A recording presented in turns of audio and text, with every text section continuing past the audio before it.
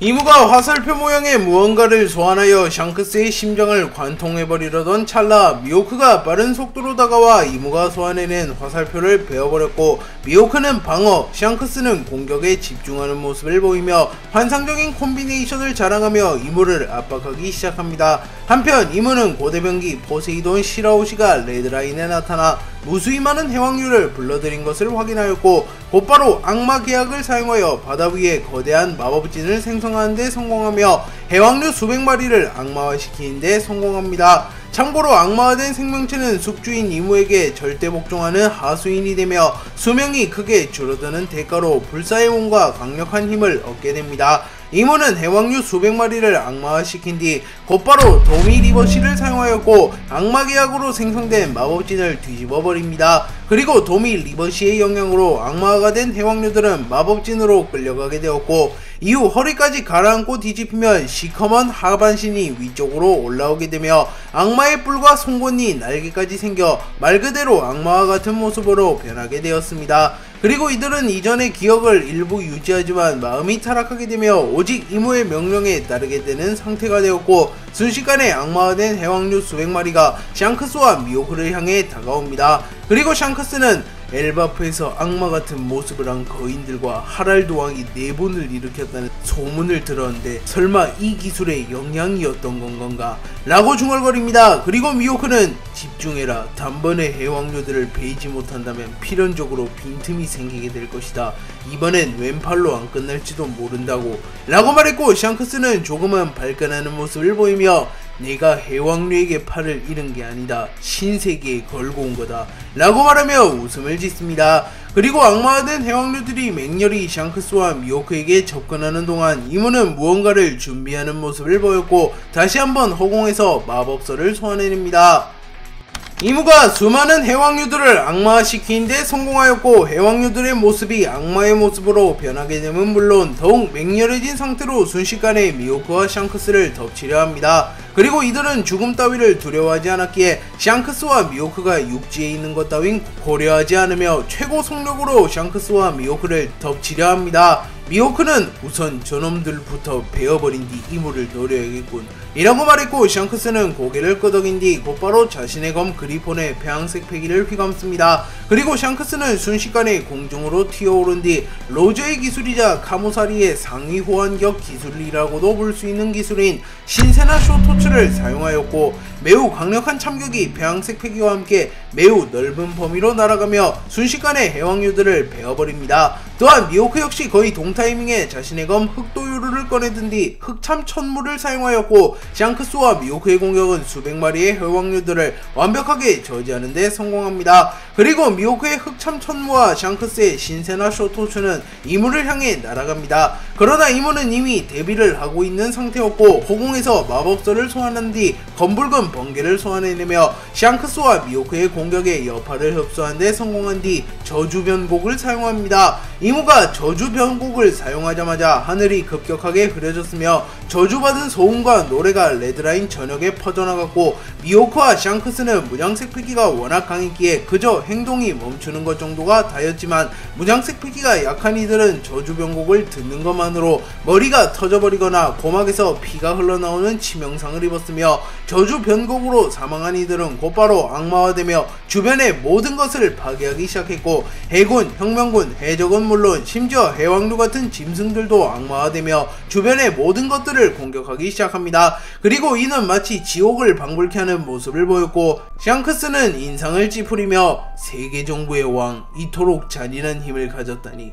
라고 말했고, 미호크는 저런 건 신이 아니라 악마라고 말하는 게 맞겠군 이라고 말합니다. 그리고 이무는 저주변곡으로 쓰러뜨린 이들의 수만큼 힘이 강해져가는 모습을 보였고, 이무는 순식간에 미호크와 샹크스에게 접근한 뒤 폐황색 패기와 악마의 기운을 동시에 방출하며 샹크스와 미호크를 공격합니다. 하지만 미호크가 이무의 공격을 받아친과 동시에 샹크스가 빠른 속도로 이무에게 접근하여 자신의 검 그리폰의 폐황색 패기와 무장색 패기를 휘감은 뒤 이무의 복부를 찔러버리는 데 성공하였고, 샹크스와 미호크는 이무의 예상보다 더 콤비네이션이 잘 맞는 모습을 보이며 이무를 압박하는 모습을 연출하였고, 샹크스의 검이 이무의 복부에 정확하게 꽂히며 군코의 몸에 빙의한 이무는 피를 토해내며 날아갑니다.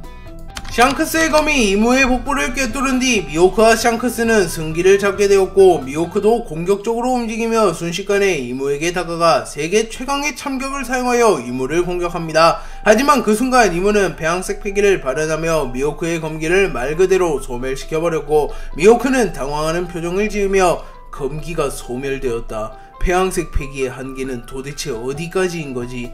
라고 말했고, 이무는 자신의 양손에 폐양색 패기를 두른 뒤 어느정도 군코의 몸에 적응이 끝난 듯한 모습과 시간이 꽤나 흐르면서 부상을 치유하는 데 성공하는 듯한 모습을 보입니다. 그리고 이무는 공중에 매우 거대한 마법진을 소환하였고, 그 마법진에서 거대한 악마 한 마리가 소환되었고, 이는 마치 이 세상의 힘이 아닌 듯한 착각을 불러일으킵니다. 하지만 샹크스는 냉정함을 잃지 않으며 세계 정부의 왕은 확실히 기량이 떨어졌다.